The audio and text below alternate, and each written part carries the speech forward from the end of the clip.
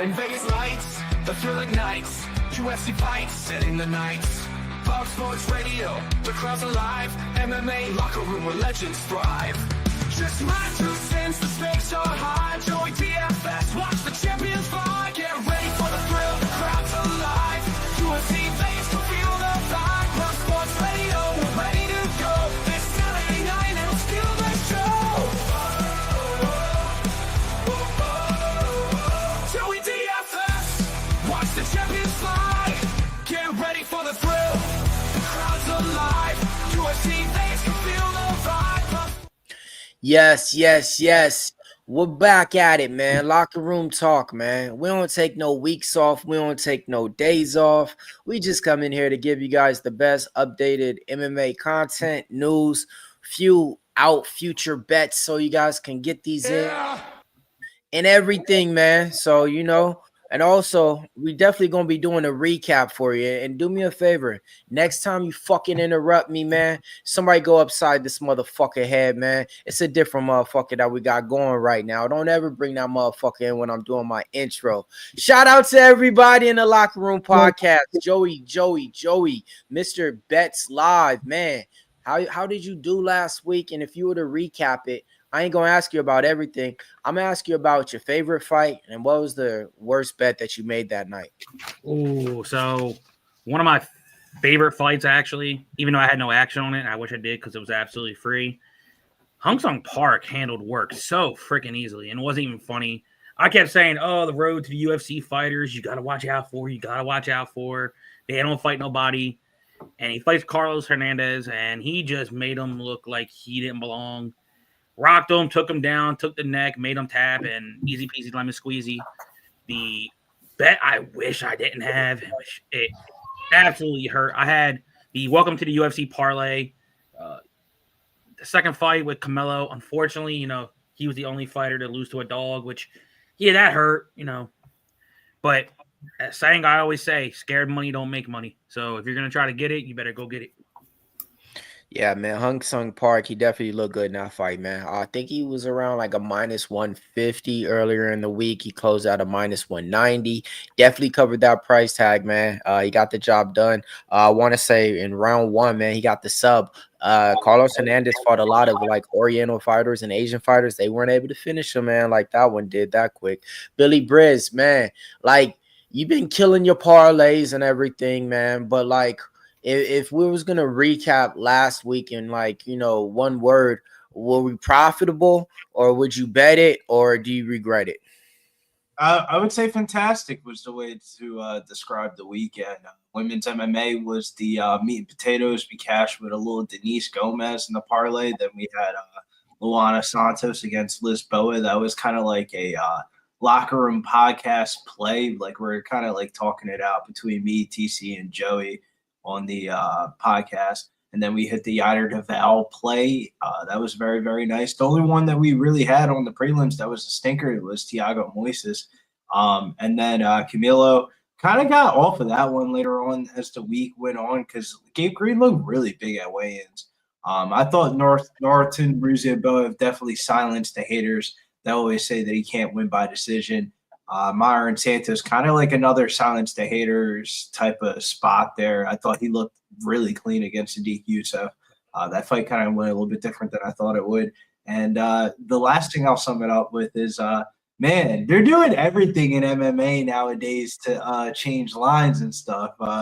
That video of Michael Morales that went viral on Friday with him dressed up with the earrings and shit like that with, I guess, his friends or whatever, and then the line dropped from like minus 800 down to like 400. They're doing everything in MMA, and then he just flatlines Gilbert Burns in round 1. Like, I think Michael Morales might be it. Man, big show. So, I mean, you didn't take the week off, but you took your parlay off. So now looking back at it, man, if you were to give out your parlay, like honestly, because probably already who it probably would have been.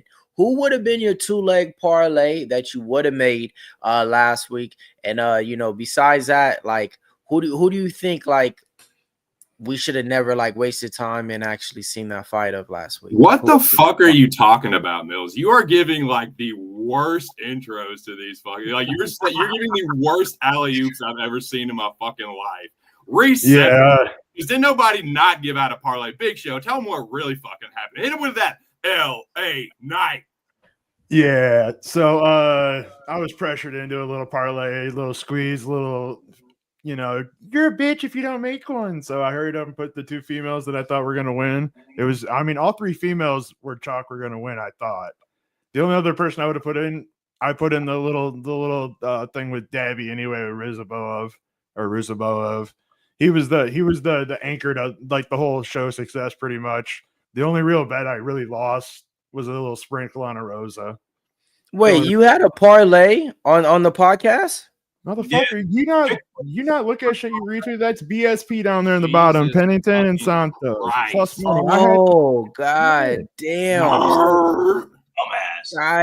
Got it. See, so I didn't watch the podcast last week when you guys. All right. Then what I mean? Then let me give this thing a proper introduction. Let me introduce y'all properly. Do not adjust your TV sets. We are live right fucking now. This is a live program. This is the first time we ever gone live, and we are going to start this thing properly, man. Millz, Billy, Joey, Big Show. Shout out to you guys. Shout out to everybody on the panel. Shout out to everybody in the chat. What's up, boys? Evan L from the chat. Don't Tap Podcast. I see you, man. There's 5 people up in here. Smash the like button for sure. Subscribe to the channel. Well, you can't really join this motherfucker unless you subscribe, but go ahead and do that if you're listening and you're not subscribed already. Now, you want a real fucking recap? Yeah. The Parlay boys are back. If you don't mind flashing that old Parlay template up. Oh, yeah. 3, 1, and 1. Now, Millz' parlay won't really a parlay because Bellato fight dropped off. But, dude, it was a winning night for the Parlay boys. We back, as you can see. Your boy is clean shaven. I trimmed up the beard, looking as dapper as I possibly can for an old man. But, yeah, back on the losing streak is over. Had a good night. I won't talk about my worst bet. The best bet that I cashed was definitely the fucking parlay. And, yeah, it was a good one, man. Great to be back. And, yeah, just going to do a little recap and talk about some news segments and shit. But, yeah, great to see y'all. Smash the like button. Hell yeah. Awesome. It is awesome to be live, though, Millz. Sorry to cut you out there. It is awesome to be a little live and, have the energy flowing a little bit. Yeah, I mean, shit. We haven't did a live one, I want to say, since we were probably not even on YouTube. So yeah, it would been a long time ago. But yeah, man. So I mean, recapping it. So was everybody profitable last week? Because everybody had to be. You want to know why? Because all the fucking favorites won, man. There was only one dog, and that was Gabe Green. Did anybody have anything on Gabe Green, the one dog that came through barking? The only thing I had was a losing ticket. All I had is when I watched the weigh-ins, I looked at it. I was like, "Yeah, he looks better. He looks a lot bigger. He looks like he's in better shape," and just didn't do nothing with it. But that fight played out kind of bullshit though, because Canelo was doing everything in position to win, and then gave up that one reversal, and then just got submitted. So it was kind of like one of those ones where you're like winning, and then lose, and that it was like the only underdog in the card. I thought the fight that surprised me the most on the main card was the Ruzaboev and Stolfus one of like Ruzaboev actually fought like he did not look gassed at all after 15 minutes of like every fucking person's prediction. Turned into a little bit of a sweat there. No, it was a big sweat. They were both gassed. There was a couple of It went into the third round. It took the third round because it was 1-1 going into the third, pretty much, So like it. But it was definitely one of those ones where like everybody had Dustin Stolfus by decision. Of like everyone was saying, Ruzaboev 2-7 by decisions, and then he goes out there and wins a 29-28 decision. Of like Ruzaboev's definitely getting better. I would definitely keep my eye on him in this weight class. And then Myron Santos, that performance against Sadiq Youssef, I thought it was a very clean performance. Yeah, man. So with that being said, bro, that was last week. We ain't gonna talk about too much last week, man. We're gonna be looking way beyond, man. We got some future fights coming up, and the lines that they're out right now, they're probably not gonna be sitting at that when those fights actually come out. And how we're thinking about the fights now, who knows how we'll be thinking about him exactly when those fights come out. So what we're going to do now, we're just going to skip to the future a little bit and see. Here it comes. It's the Price is Right. Come on down. New man in town. UFC is going down in Atlanta. And what? You got the headline that you need on here. 2 black killers. What we going to get? Some violence. Black on black violence. Minus 250 for Joaquin Buckley. Plus 210 for Kamaru Usman. Joey T, how you looking at this fight? Honestly, how I see this fight, it could be potentially a patch of the torch. Usman really hasn't been the same ever since he lost his title. He really couldn't get into a rhythm. Then you've seen Buckley come down from 185 to 170, and he's been on an absolute tear. I don't see nothing different here. I think he can stuff the takedowns of Usman because his knees aren't really the same anymore, and you have seen him complain about his knees. I think the price is fine, and I do agree with it, and it wouldn't shock me by the time the fight does come up. It's going to be maybe in the minus mid-threes. But I do see Buckley eventually getting Usman out of there. Let's see about 2 cents. So in this one, you're probably looking at the dog, if anything. Why? Because you don't like laying chalk. So if you're looking at minus 250 on Joaquin Buckley, let it be known, or is the price is right on Kamaru Usman to go ahead and get this win? I'll tell you what, man. This one is going to be really tough for me because if anyone knows anything about my dumbass, I'm a certified Usman standboy. Like it has nothing to do with like, I don't like laying chalk, dude. I cashed with chalk last week. Like Nurse Sultan was minus 330.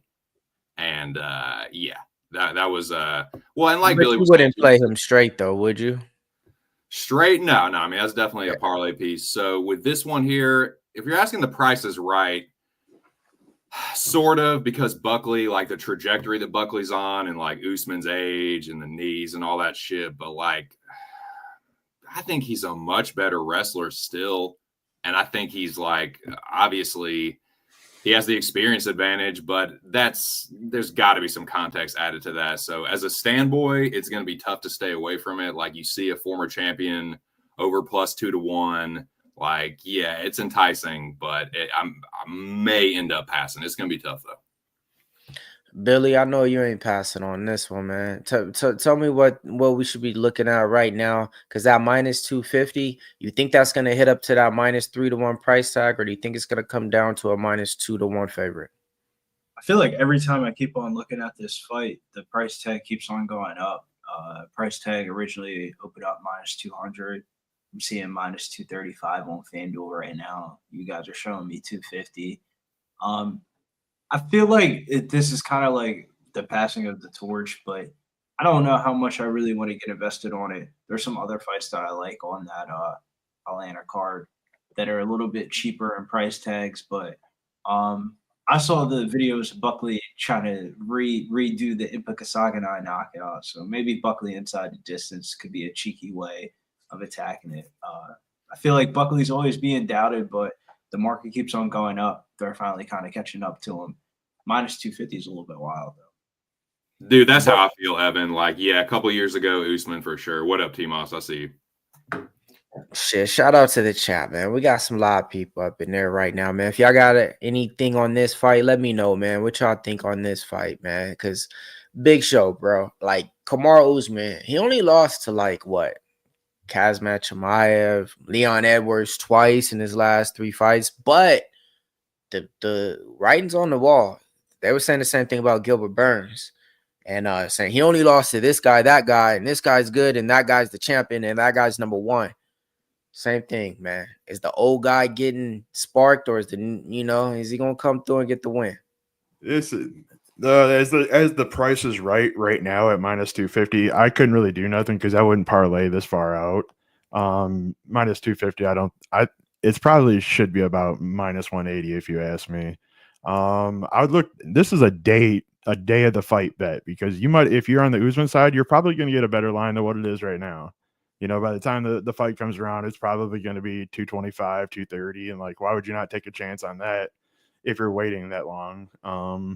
If you like Buckley, you're parlaying it soon, probably with a next week's fight or something, just to get it in the book, and you just got a better Buckley line for this fight. But right now, it's a pass. Day of the fight, I'll probably be looking at Usman if it gets any higher than if it gets higher than 2+250. I'll probably just take a shot on Usman. I don't like the fight though. Like I think Buckley will win though. Yeah, man. I think like this when it comes down to it, like Buckley at this division, he's been covering the price tag.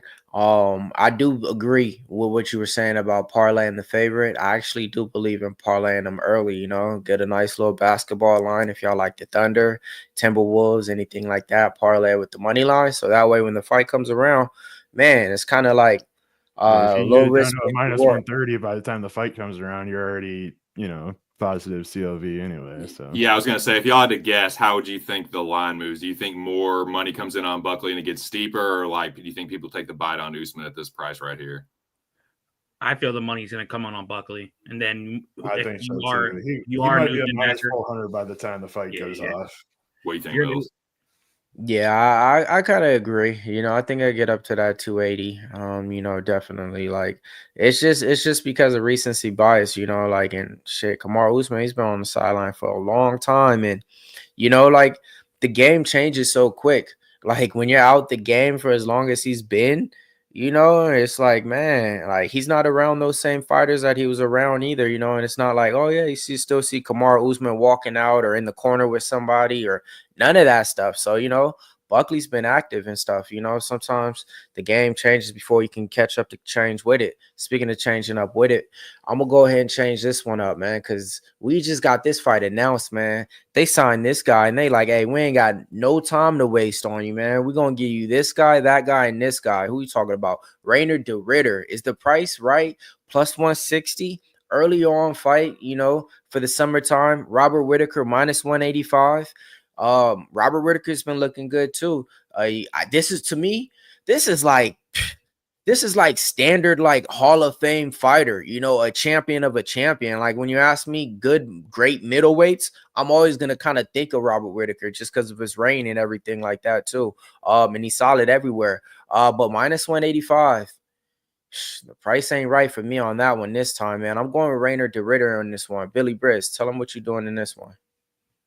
I mean, how it is. I'm not a big fan of Robert Whittaker. Granted, I'll give him the respect of his resume and stuff like that, but I don't know, man. I definitely think he's gonna want to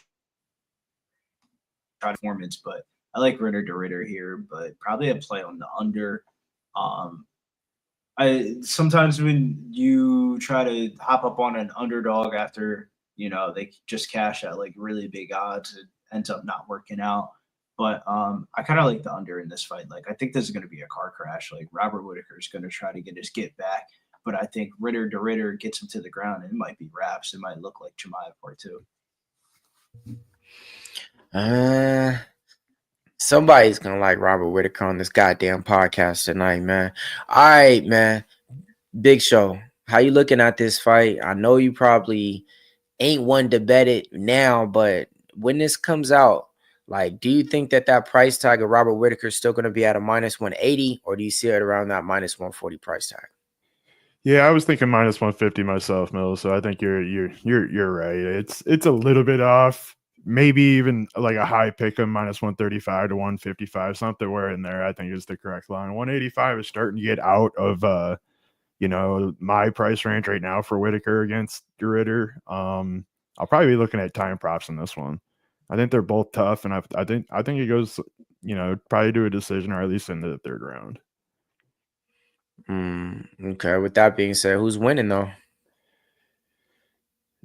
I'd probably be on the de Ritter side. If I had gun to my head, I'd probably pick de Ritter to win it just off the aura and hype right now. Robert Whittaker's kind of falling a page behind. His entrance is a little slower, as you like to say. The pop is going to be on the de Ritter side. I think you're going to have the American side being at home and all that. But where's this fight at actually? Do you guys remember? It's in Chicago. All right, yeah. So Robert Whittaker is going to be known by the American fans. He's known everywhere, but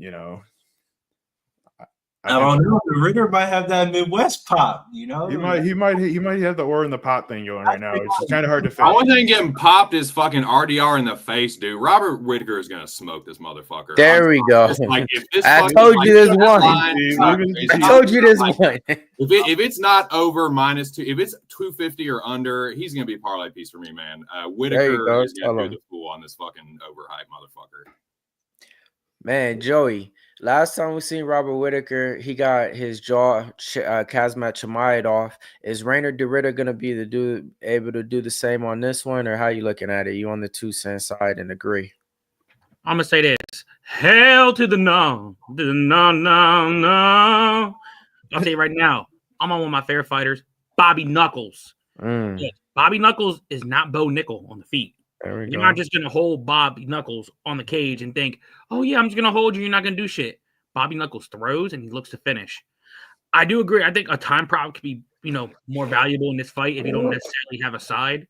I believe this is a main event, right? If so, yeah, I'm pretty sure. Chance.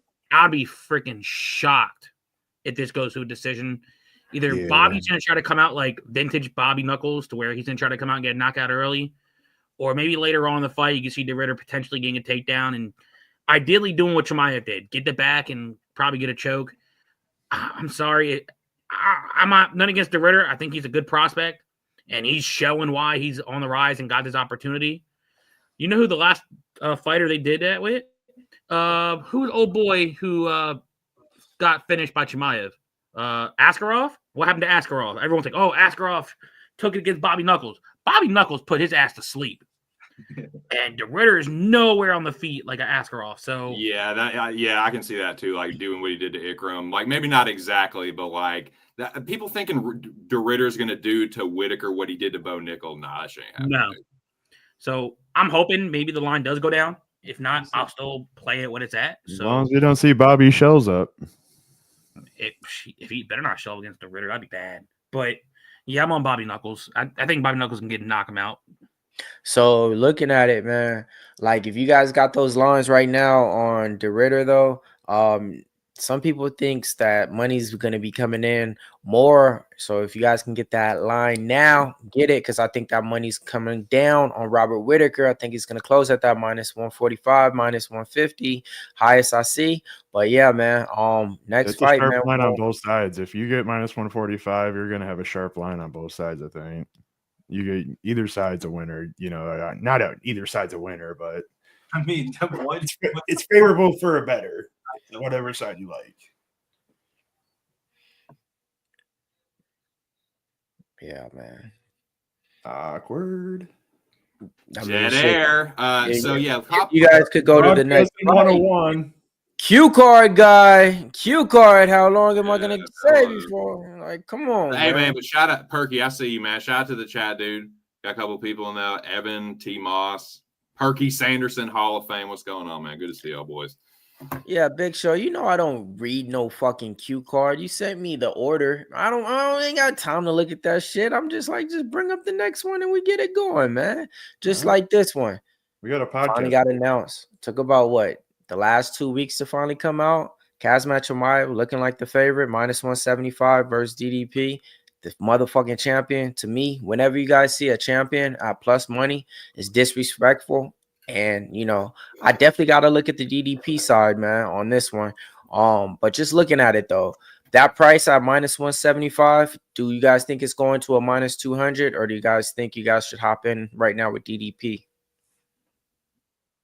Who are you asking? It don't matter. I mean, in no chronological sure, order. honestly. We're boys, like we call talk back here, right? Yeah, this is everybody. Just take a deep breath, man. This is not like this is more chill. This is a little bit more right. Who you at? Everybody just relax. It's all good. Like it's a performance, but it's like this one's a little bit more chill. Personally, dude, I don't think the price is right at all. Like maybe slight favorite for Ratlip, but like the champion +150. I have no idea how the line's going to move. But right now, I'm about to make a bet on Dricus. Like, not tonight, but like in the next couple of days, if he's still plus money, I'm probably going to make a bet on Dricus. I can't remember exactly when this fight is, but Yeah, I'm not going to risk like a bunch of money coming in on Duplessis and like, yeah, I don't want that line to flip or even get close to it. So yeah, give me the fucking champ as an underdog. Again, Ratlip, like good fighter, but he's catching some of these dudes. What'd you call him? Time, and he is not going to fucking. That's not happening with Rodriguez. What'd you call him? Rat lip. Yeah, dude, that's now like I wish I could take credit for that, but no, that's the fucking notorious one, dude. He said God damn. Oh man. So look, this is the first time I think in a long time that we've seen two undefeated fighters facing off. Big Show, how you think who's gonna lose their O in this one? It's a fucking tough one to judge who's going to lose their O in this one. I'm going to be on the DDP side until he loses, though, especially if you give me him at plus money. Like, I'll take the champ at plus money here. There's not much breaking down. Chimaev does have outs to win. He can win all three ways. So I'm not, like minus 170. I can't really say that's a bad number because he can win all three ways. Plus 150 is a good number if you're getting a fucking champion. So that's the way I'm going to go. I'm going to take the champion. Yeah. And I mean, not undefeated in his whole career, undefeated in the UFC. That is both these fighters, catch the drift. Joey, like, come on, man. I know there's somebody on motherfucking Kazmat Chimaev on this motherfucking podcast, right? So I will say this. I've made money plenty of times on both fighters. I remember Billy was stressing when Chimaev was going against Whittaker. I was like, bro, one takedown, the fight's over. What happened? One takedown, and he ended up breaking Bobby Knuckles' jaw, unfortunately. It was a sad thing to see, but hey, Chimaev by submission was the easiest play of that card. And you're telling me you're getting Drakus a plus 150 now, and I've made mad money on Drakus inside the distance props. Him coming back and beating Izzy by submission, I made mad money of that fight.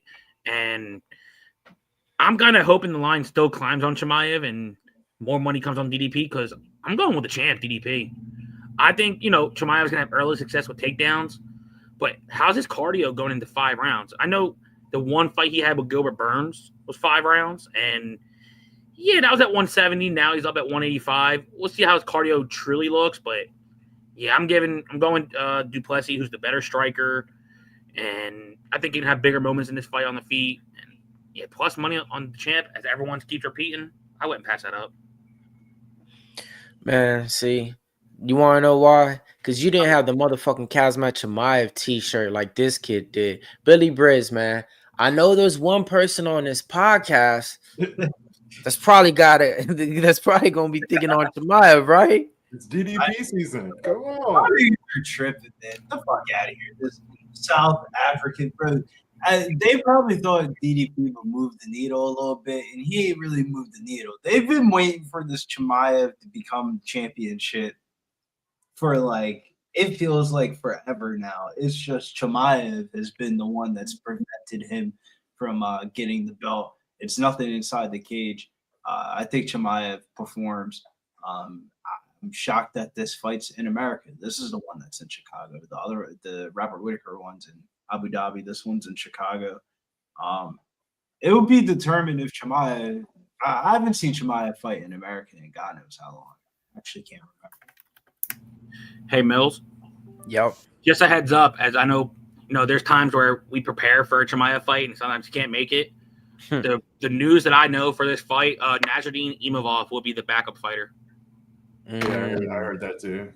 Yeah. Billy, I'm Billy. I'm glad that you brought up that it's in Chicago because that changes things, dude. Like the idea of Hamzat or Ratlip or whatever in Abu Dhabi and it going to the cards might be a little bit more harrowing than like it being in Chicago. But Billy, can I ask you and everybody else, like, is this a trap, dude? Is like Drakus injured and we don't know something, or like am I just tripping and like Ratlip is just the next coming of the middleweight? Everybody wants Chimaev to be champ, so like I could see why the books are leaning that way too. Like they just feel like that's where the money's going to come in no matter what. So I mean, it comes at Chimaev, and I think the Khamzat Chimaev aura gets lost in the sauce because he isn't as active as he used to be.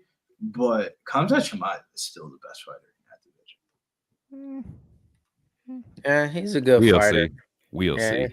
He's a good fighter, but I mean, these are the matchups that we've been waiting to see, man. Like, champion versus champion in different weight classes, move up, move down, and let's see who's really the best in town. This is what boxing needs. And when they finally do that in boxing, it takes way too long for them fights to happen.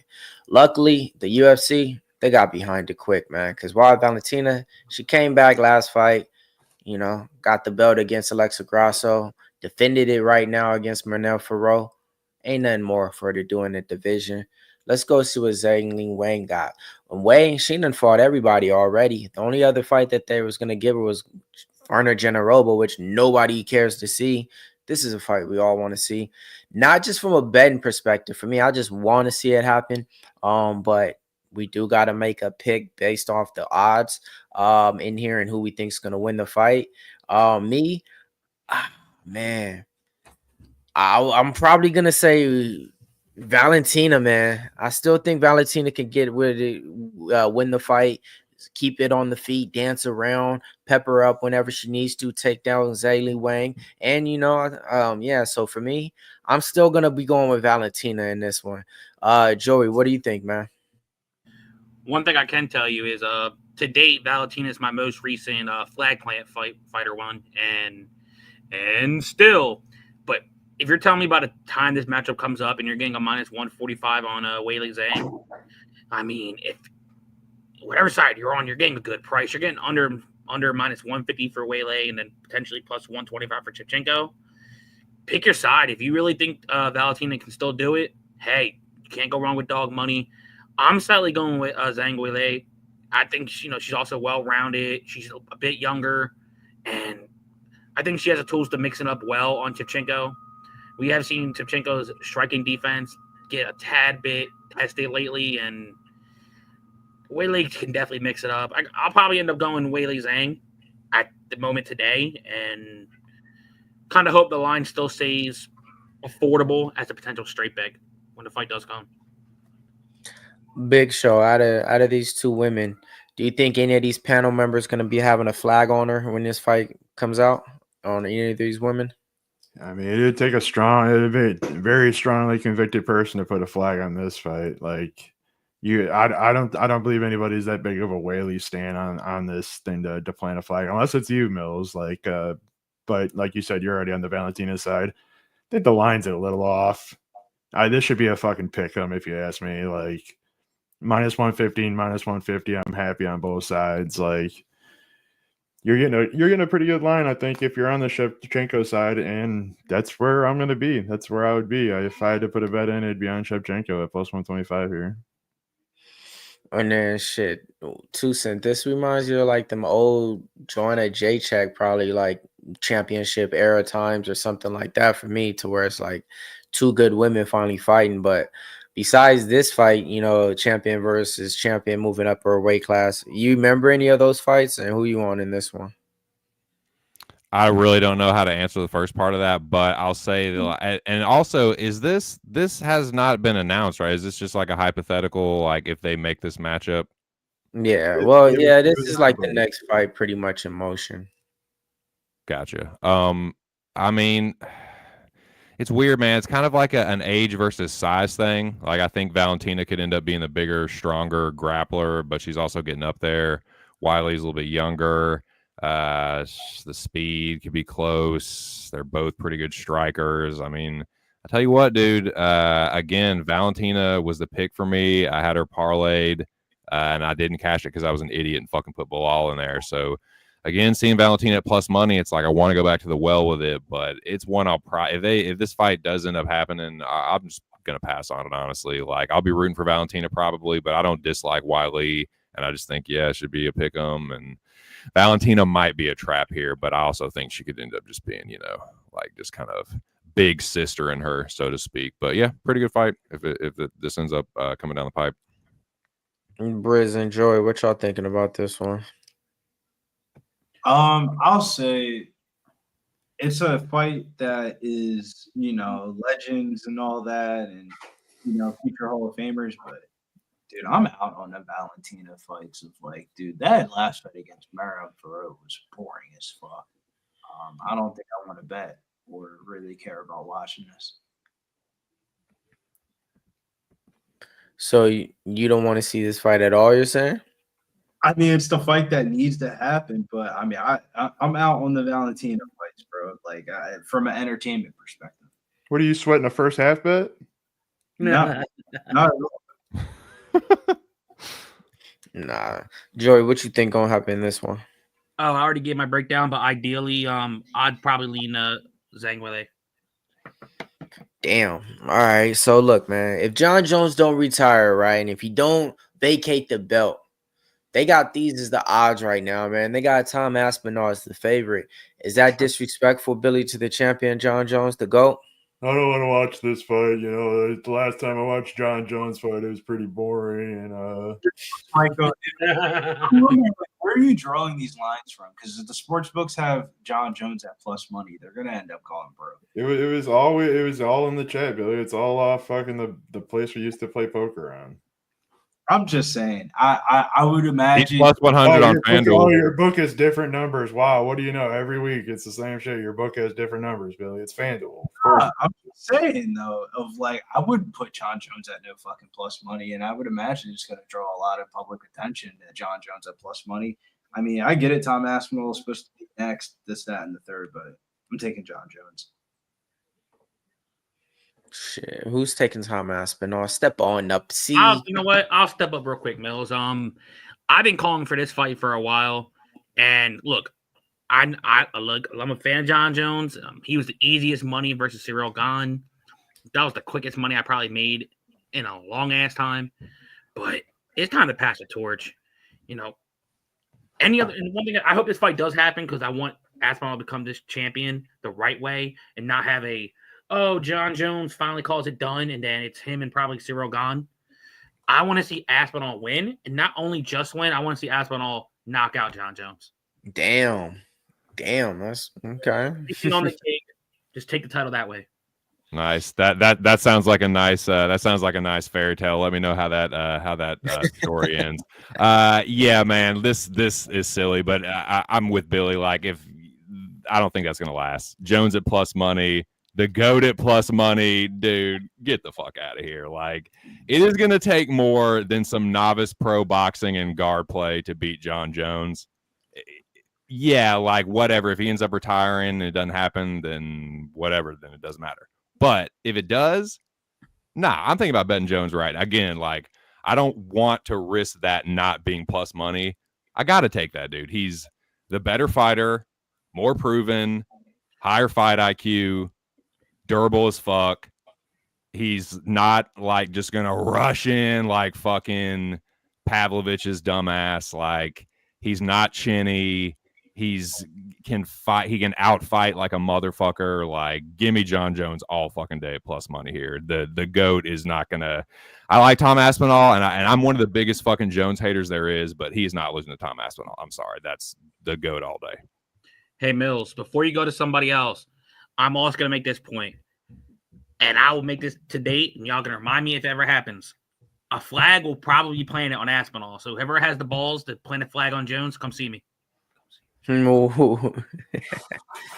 said, "Come see." Joey, I literally just pretty much fucking said it. So, like, and how are you gonna be a favorite and say that shit? How are you gonna pick the favorite in a flag and tell us to come? Yeah, exactly. Like, we have big balls on you, big fucking pair on you, Joey, to fucking lay it on the favorite that everyone's been glazing. Okay. Now let's take the lines out of it. Forget it. Let's just say John Jones the favorite. Minus John's gonna 140. throw this motherfucker around the fucking ring, around the fucking cage, dude. He's gonna throw him around the cage. He's gonna beat him up against the wall. He's gonna beat him everywhere, probably even striking, dude. Like, he might not land the power shots that Aspinall's gonna try to land, but John Jones ain't dumb. He ain't gonna stick around with bad defense. He's gonna move. He's gonna body kick the fuck out of Tom Aspinall. He's gonna bend him over and throw him across this ring. No. And by the way, the lines bet online plus 110 or plus 120, Bovada plus 110, FanDuel plus 110, FanDuel plus 100, DraftKings plus 110.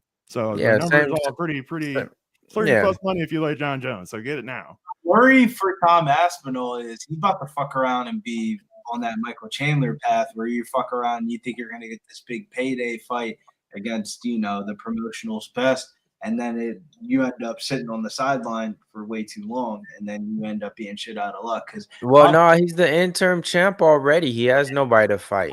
So if I'm Tama Aspinall, I'm grabbing the Cyril Gane fight. Cyril Gane's on some other shit. Like, he looks. Don't nobody want to fight Cyril Gane, bro. That fight's man. Before we talk about Cyril Gane, I'd rather just talk about the next fight, bro. Don't nobody want to talk about no Cyril Gane fight. Please.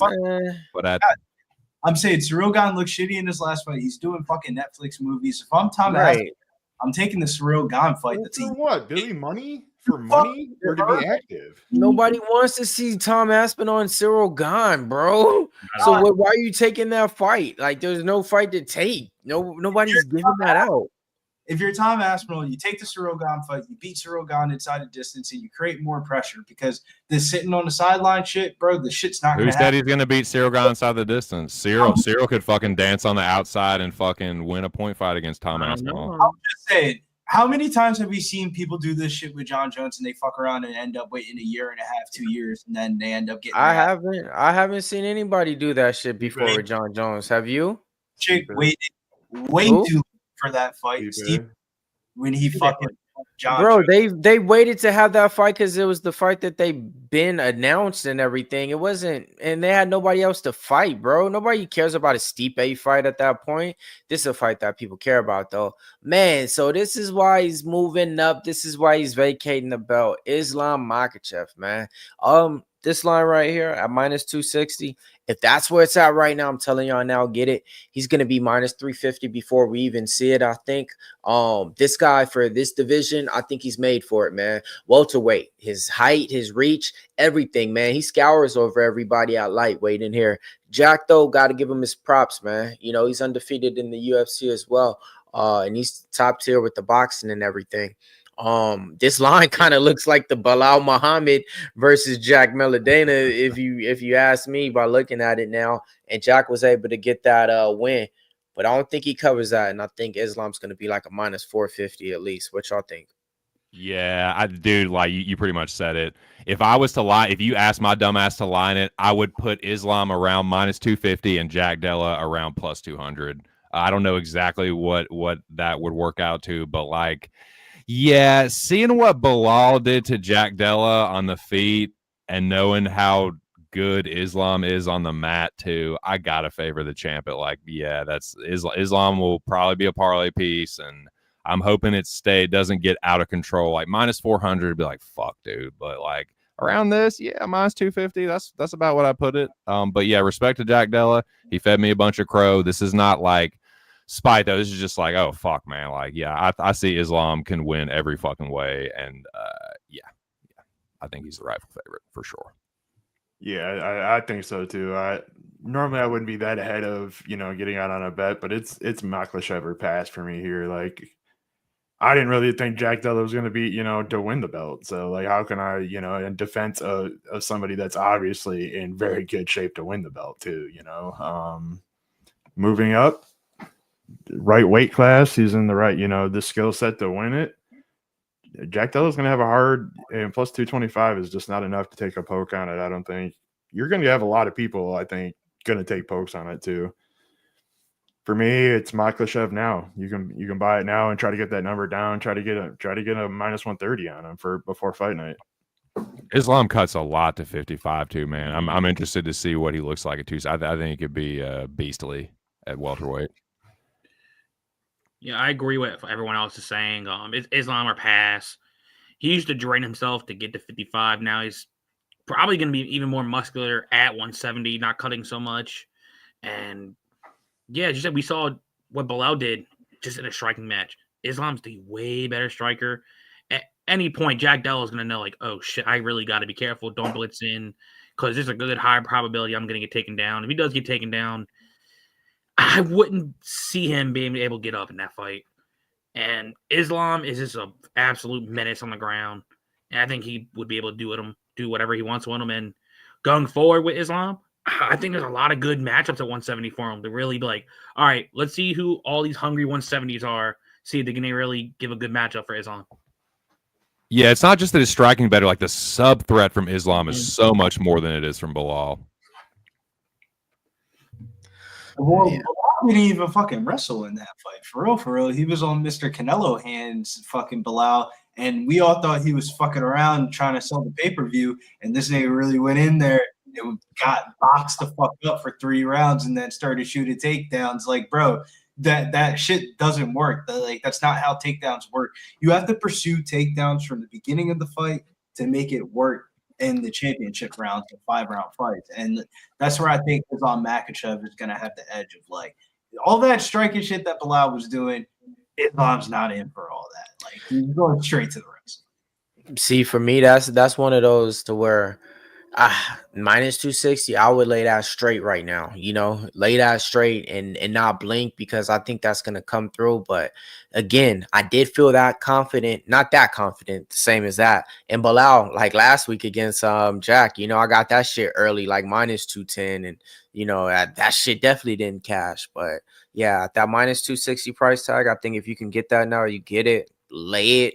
And I'm pretty sure it's probably gonna come through the window, man. I think Islam, man, and that's low. He's always like minus 350 back in the day when we used to parlay him before anybody knew about him, minus 500. So yeah, that's how I look at those fights, man. But look, man, looking at the podcast, bros, we've been able to cash a lot of tickets for these people out here listening, man, and not just listening. They've been watching now on YouTube and everything like that. But looking at it, is there one bet that you guys regret that you guys know offhand that you made this year?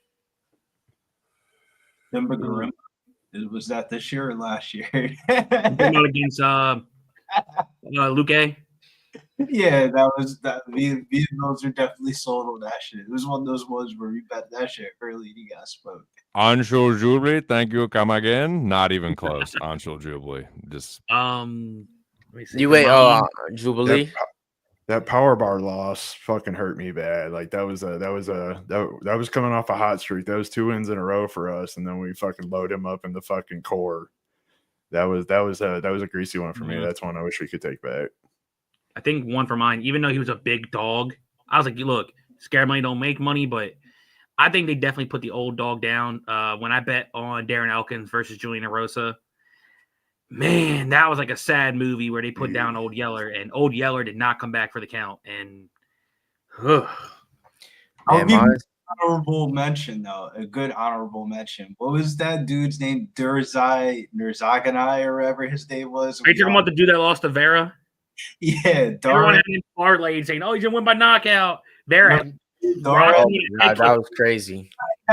He was so bad. That was crazy. Are you sure he wasn't Ebo Aslan? Nah, I'm still gonna back up. I'm still gonna back Ebo in future fights, so I'm good. Mine, unfortunately though, man, it was Michael Chandler, man, versus Patty Pimlin, man. It's one of those things to where, like me, I let my fandom so much of Michael Chandler just like convince me that Michael Chandler is actually better than what he is.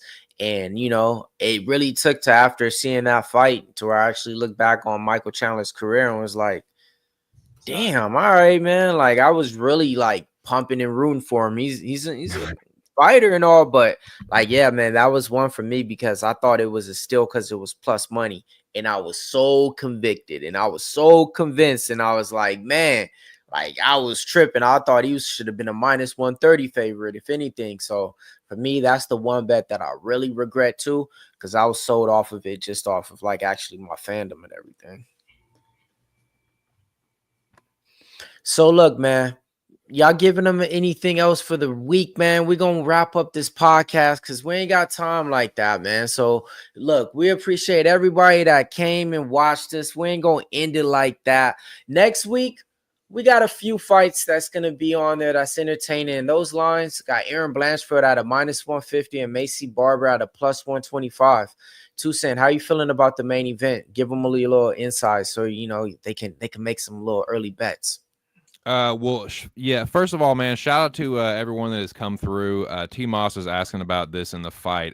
No, there are not fights, or there are not lines up for these fights right now on FanDuel. I imagine they'll probably put them up either sometime later this week or around like this weekend, something. But yeah, I imagine they'll be up a little bit before next week starts. Main event's tough, man. Like I think I seen Macy as an underdog. That's fucking tempting, dude. But like I get why she's the underdog too. Blanchfield, like I don't think she's quite as good on the feet, but I think she's a good bit better grappler.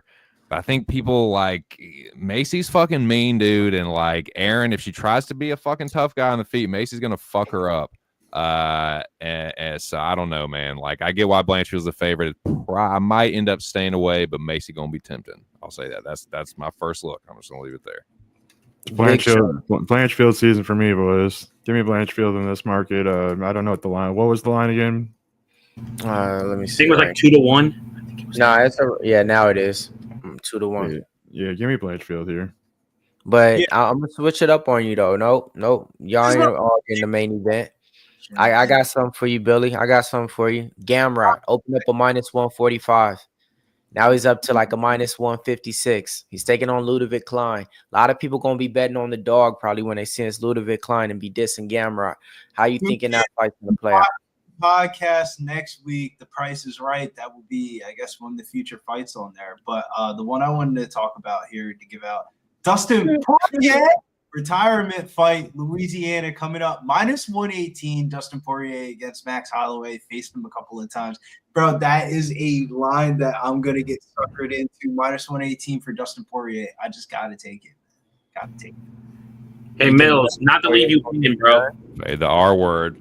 Yep, you gotta be careful with the R word, though, Billy. But Millz, I'm not gonna leave you hanging. You brought up the 155 with Gamrot and Klein, two of my favorite 55ers in the division. Billy knows why I'm a Klein backer. He's the one that helped me win my DraftKings DFS takedown. So I have a spot for him for that. But Gamrot, been one of my favorite dudes since coming into the UFC, American Top Team. You know, we're gonna really see if Klein can stop the takedowns. He probably lights him up with the feet. But I don't think he's faced the overall wrestling and grappling ability of Gamrot. And if you like Gamrot now, it's a good affordable line. You're getting under -150 for Gamrot in some places. Hey, that's a hell of a line for usually Gamrot, who usually in the -250s and up. Yeah, one of the longtime sponsors, Nubian Bookstore, you know, he just put a big ticket on him and stuff. He said he went to one book and tried to put 8,000 and they wouldn't take it. The most they let him put was like 3,000 at one book or something on that card. So yeah, that's definitely an interesting fight. And he sent me that like 2 weeks ago. Yeah, the Patchy Mix, man. He's -160 taking on Bautista. Already hopped in on that one about 4 days ago on Bet Online and everything like that. So a lot of these fights out there too is with books like that on. So if you guys are looking at these lines and saying, man, where are these lines at right now? The fights that we went over, that's where you can put your money in right now. Get that line, get that bet in. So when those fights do, actually come out, you guys definitely got the best line and you knew where to hear it from because the price was definitely right, man. So hell yeah, man. Appreciate everybody out there watching, man. We just wanted to go live for you guys to give you guys some type of show, some type of recap, but not just a recap, wanted to give you guys a deep down look to the fights that's going to be taken on down the line. And hopefully, that can make you guys make some better decisions. And, we keep cashing together, man. We've been making some money over here on these podcasts. Every single time that I hear another guy give out his prediction or his opinion, sometimes it does help me from betting on a fight if I was trying to bet on that side or the other side. So definitely appreciate everybody on the podcast, on the panel, man. Joey DFS, what you got going? Where can they check you out at? Let them know where your social sites is at. Yeah, you can find me at Joe DFS Betting on X.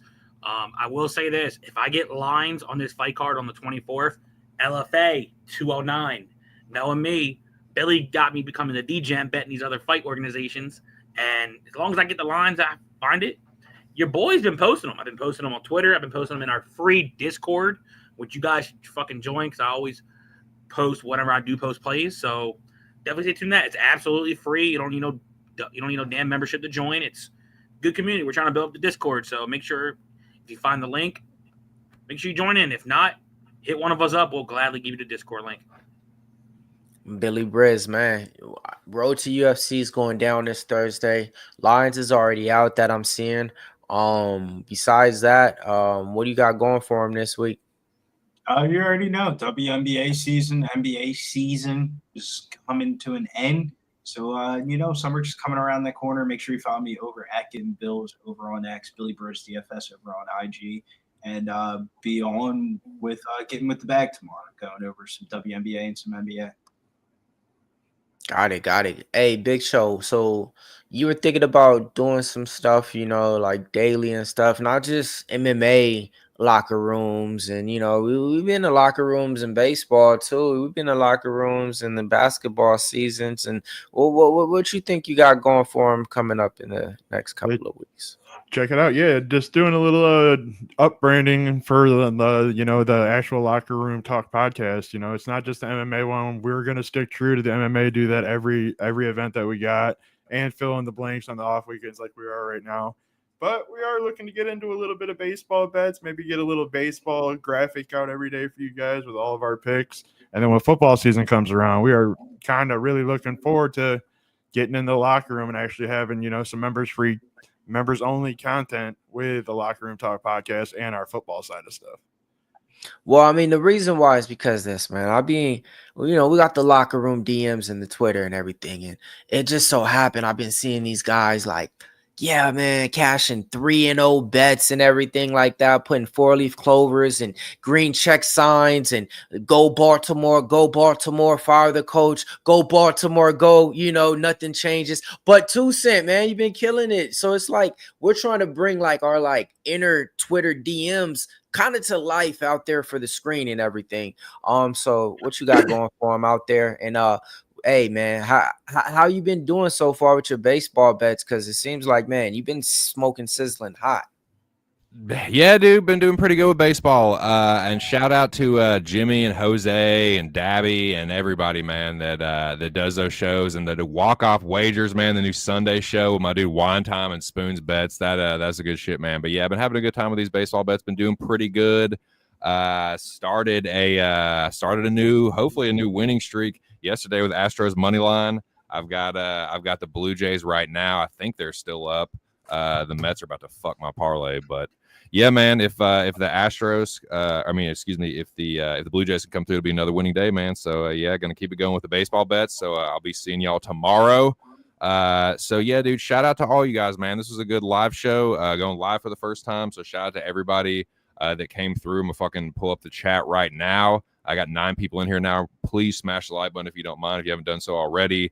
Abdi, Evan, Perky Sanderson, T. Moss, my dude. Shout out to all you guys. Appreciate y'all coming through. And if you're not already, consider becoming a member, man. It's not very expensive. And you can have access to all these this good shit that we're talking about, man. These members only streams. We're gonna start doing something for football and stuff like that. So make sure y'all get signed up, dude.